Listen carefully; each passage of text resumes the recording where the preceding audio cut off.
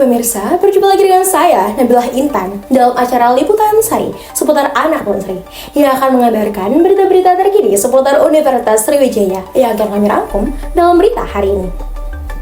Akhir-akhir ini telah terjadi fenomena KI versi Unsri di setiap akhir pekan. Lapak jajanan kaki lima dan para pengunjung membludak sehingga area depan Universitas Sriwijaya seolah terlihat seperti pasar jajanan di Kambang Iwa, Palembang. Baik, di lapangan sudah ada dua rekan saya, Viola dan Aulia. Apakah sudah terhubung dengan Viola? Viola, bagaimanakah keadaan di sana saat ini? Boleh tolong dilaporkan? Baik, terima kasih kepada rekan saya di studio. Bersama saya Viola Esa Nofrani. Saat ini saya telah berada di lokasi. Bisa dilihat di belakang saya, ini adalah lokasi jajanan lapak depan Unsri. Bisa dilihat betapa ramainya. Ya. Dan sekarang saya telah bersama salah satu penjual dari lapak jajanan di depan Unsri ini.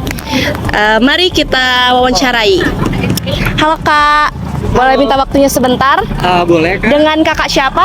Dengan saya Sigit namanya. Oke, bisa kita lihat pemirsa, kakak ini berjualan bermacam-macam jajanan kering seperti basreng, makaroni, dan lain-lain. Kalau boleh tahu apa yang memotivasi kakak untuk berjualan ini? Motivasi saya apa ya, waktu itu cuman buat muter uang aja gitu, karena saya juga mahasiswa gitu kan, jadi saya mau uang saya yang ada di awal bulan itu nggak habis di akhir bulan gitu, jadi buat muter aja gitu.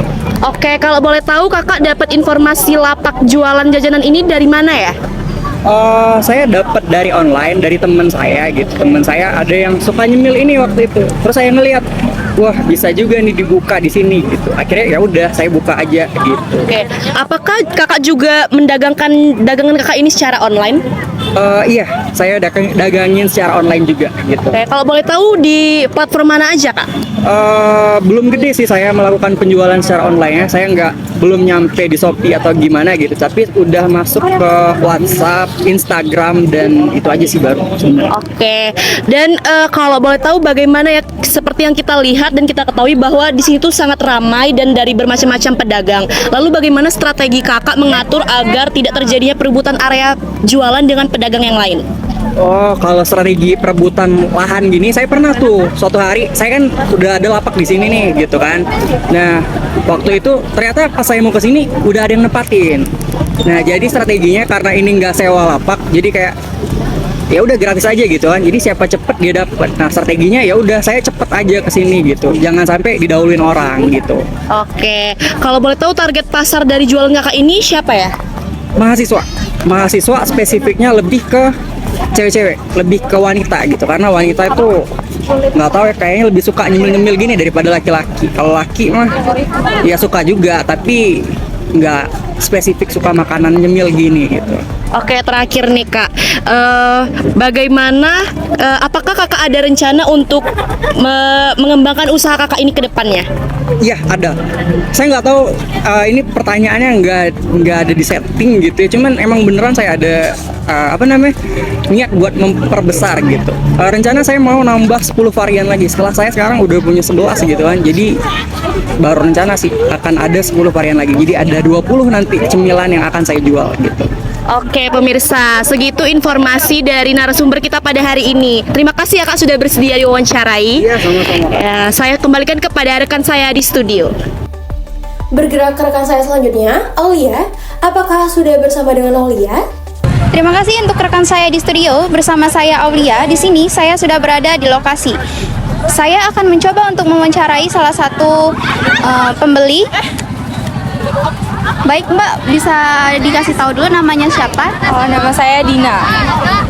Kalau boleh tahu nih Mbak, apa sih yang membuat Mbak itu tertarik untuk belanja di sini? Karena kan di sini tuh sebagai anak kos kan jarang nemuin jajan-jajan berbagai macam jajan gitu kan. Kalau di sini tuh banyak banget penjual yang kayak jual dari susu-susuan, tahu gulung, terus juga pentol-pentolan gitu. Jadi tertarik banget untuk belanja di sini tuh. Berarti banyak jajanan yang Iya. belum pernah ada di Indralaya ini ya kan, Mbak. Nih, kalau boleh tahu nih untuk kehigienisan sama kebersihan serta kenyamanan di sini tuh udah cukup banget atau masih kurang sih? Kalau untuk kebersihan di sini menurut saya tuh kurang ya, karena di sini tuh nggak disediain buat tempat sampah gitu. Jadi kalau orang habis makan itu tinggal di situ aja gitu, nggak dibuang ke tempat sampah. Untuk ini kan jajanan lapangnya dadakan dan baru banget sih, Mbak. Apa sih perasaan Mbak dengan banyaknya jajanan yang baru ini? Apakah harapannya akan berkelanjutan atau gimana?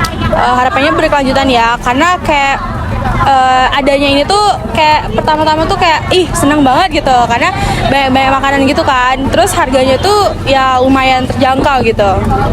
Nah, untuk jajanan favorit udah dapet atau belum sih? Kalau makanan favorit udah, itu salah satunya itu bakso colok. Dan itu menurut aku enak dan terjangkau gitu sama harganya. Baik, terima kasih. Sekian informasi yang dapat saya berikan. Kembali kepada rekan saya di studio. Terima kasih kepada Aulia. Baik, berita selanjutnya.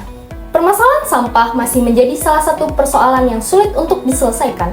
Walaupun sudah berkali-kali digerakkan slogan "Jagalah kebersihan dan buanglah sampah pada tempatnya", hingga saat ini masih saja banyak permasalahan yang ditimbulkan karena jumlah sampah yang meningkat di lingkungan kampus Unsri. Terlebih lagi, terdapat lapak jajanan kaki lima yang baru-baru ini hadir di depan kampus Unsri. Berikut liputannya. Sebagai kampus yang memiliki julukan kampus hijau, unik rasanya jika Unsri tak kunjung bisa menyelesaikan permasalahan yang berhubungan dengan lingkungan, khususnya sampah.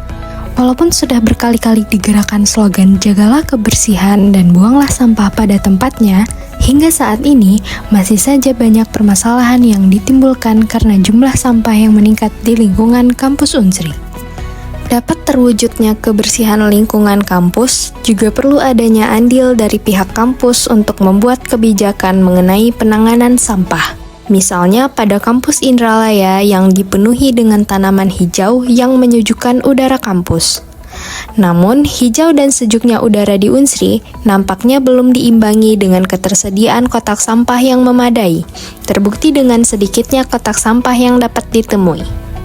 Bisa dilihat dari banyaknya sampah yang ditimbulkan dari bungkusan lapak jajanan sore ini.